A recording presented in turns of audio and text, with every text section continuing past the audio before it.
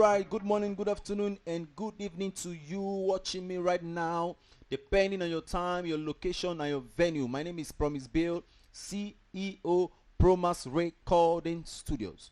I am here with another update. Of course, you know I am always here to update you on the latest things I use for my mix. It can be helpful to some people, not everyone. If it's helpful to you, please share, like, comment, and subscribe to this video. And good news, I have the latest FS Studio 24 for 10 users. All you need to do is to share this video and comment I need it. Latest FS24 for free. I will give it to you for free. Just drop your email and I will update it to your email or your Gmail address. Thank you for subscribing. So today we are going to be learning how to distinct your bass from the mix. It's not how to separate. You're not supposed to separate your bass from your kick. They're supposed to work hand in hand. But in the midst of that, the bass can be heard clearly in the mix. So there are one or two techniques that you can use to achieve that. While growing up as a producer, I was always having this issue. I'll do a song, and by the time I start to play the song, I can hear the bass. After the mix, I can no longer feel the bass. I can't separate the bass. I can't pick the notes of the bass from the mix. And I was like, what's going on? What's happening? Until I learned this secret. So without wasting time, let me show you right here. Like I just played a song. It's a simple song, an Afrobeat song, and it's a live bass. So let's solo the bass. Now I have my bass here. This is the bass on track 2. Let me just solo it.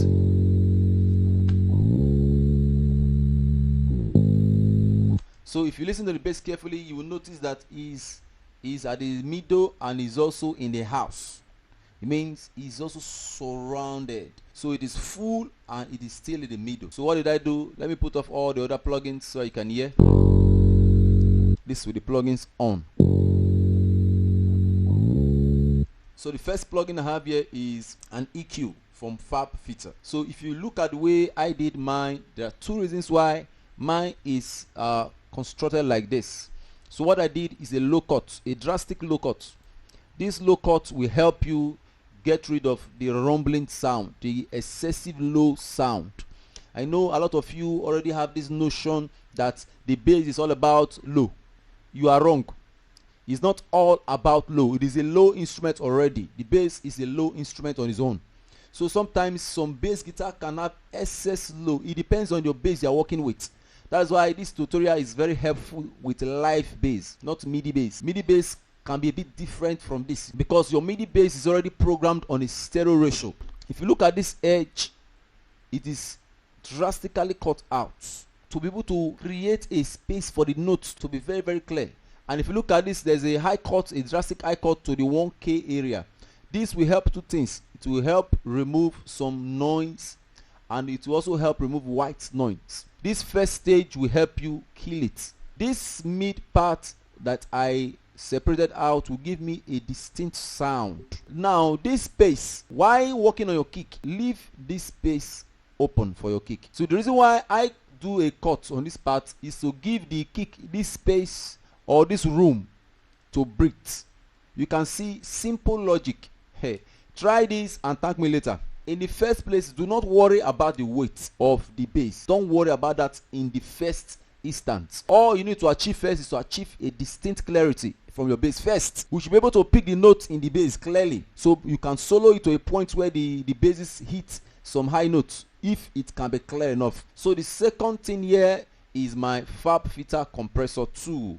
What I did here is simple. I just go to the presets and look for bass and look for a very good preset and adjust it. That is the way I work. Smart work, soft work.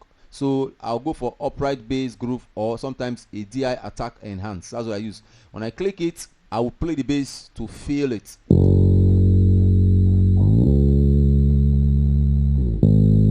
So now I feel the attack is too much. I will drop it a bit and I will release it a bit to at least 30.8. Then I still feel it needs to be compressed a bit. So my threshold right now is minus 16 dB. So I will take it all the way to minus 18 dB and leave it there.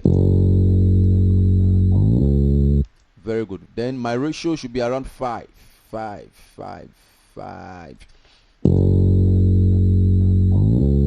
Very nice. So this will depend on the sound of your bass originally. Every bass comes with different sound depending on the manufacturer or depending on the tone the bass came with. Understand your tone and know how to regulate it. So without wasting your time and your data, the third thing here is my Pro MB. What I use this to achieve is to cut out some frequency and boost some frequency and probably even compress them. So this software is 3-in-1.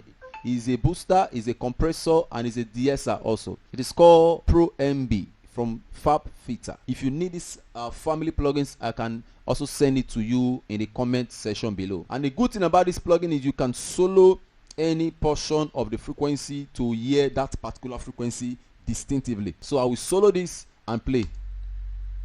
You can barely hear it because I've keyed it from the other end. So I'll boost it a bit here and I will increase the attack a bit. Good. If you listen carefully, I will advise an headphone or an earpiece on this particular tutorial. So if you listen carefully, you hear it on the very mild low end. So I will go to the next frequency, which is around the 100 area. Oh my God, this is the frequency I need. This is the one I need most. So if you look at it, it's one that is the highest among all of them. So I will release the attack a bit. So I'm going to release it a bit.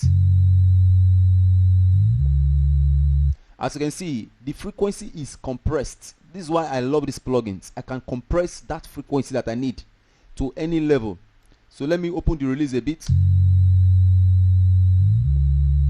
Let's hear both.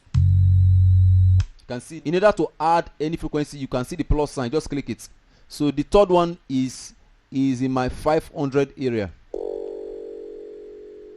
Okay, now this frequency is needed for your string 2 and your string 1. So there is a way you will cut out and cut out. The only part of the bass that will be relevant is your string 3 and your string 4. So if the basis invariably is a spontaneous basis and he tends to move around most times, once he moves around string 2 and string 1, that means that those portions will not be heard in the mix. So be careful how you do your cut. So on this part, you can see that I just have to reduce my output a bit, release it, then I will always draw my threshold to at least -60 to compress that frequency so that it will not fly too much. So let's hear it. Let's hear both. You can see it. So any move within the string 1 and string 2 will be heard clearly. So the last one I did here was around the 1K area.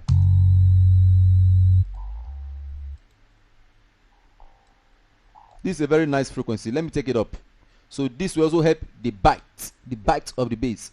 It should not be too much. It's not a jazz music. Oh my God, that's nice. So if you still want to do anything around this area, it is left for you. Use your discretion. Now, the last thing here, which is the important part of this mix, is my BS stereo maker. What this will help me to achieve is this.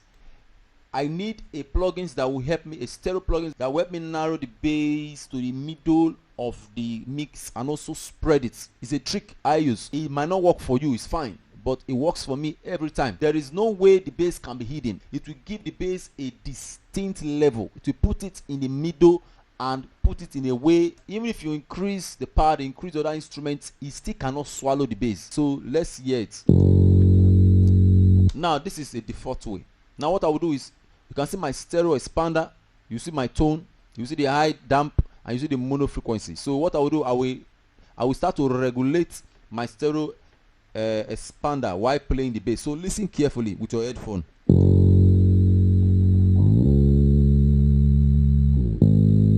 You can see it's expanding. Let's take it all the way to 3.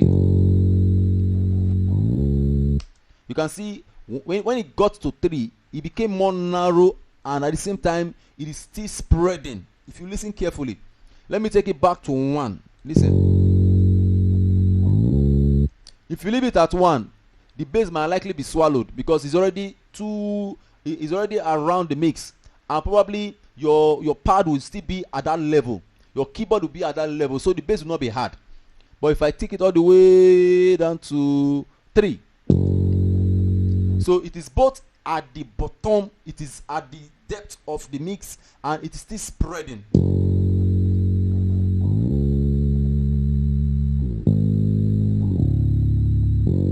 Now if you look at my meter here, if I play it, watch the meter, you can see that it's moving both left and right, both left and right. So it means it has been converted from a mono to a stereo movement. It cannot be hidden. Listen again. Watch this level. You can see it here too. So another thing you can do is you can solo the mono frequency, you can solo the stereo frequency to be sure that you are right on track. You can also solo the left and right frequency. So let's start with the mono. Listen carefully. Now the stereo. You can see, listen, left and right. So everything is working to achieve this aim. And right now, let me put on the drum and the kick together, and let's hear the bass and the drums together.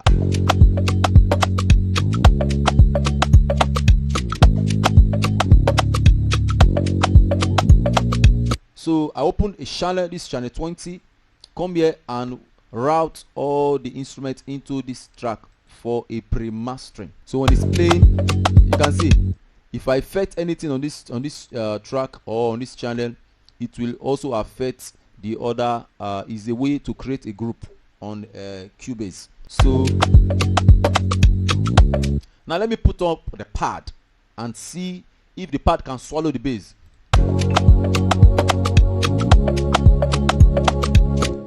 It can never. In fact, let me even increase the pad to the end.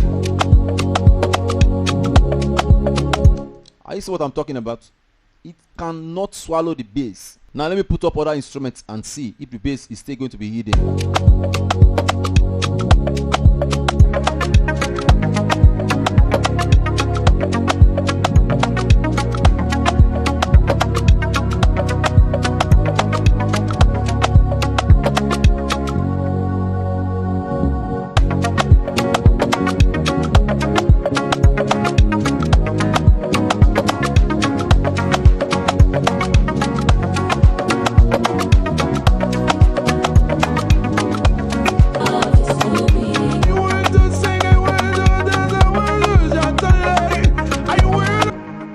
So no need to waste your time with this tutorial. Thank you so much. If you have gained something, please, I love to see your comments. If you do not agree or you have a different point of view, I would still love to hear it on the comment section. I would love to see it in the comment section rather. And also, like I said before, I have the latest FS Studio 24 for free for the first 20 or 10 users that we share this video, that will help us reach 1,000 subscribers. We beg you, support our vision, support what we do, and the Lord bless you. I will see you in the next tutorial. Thank you.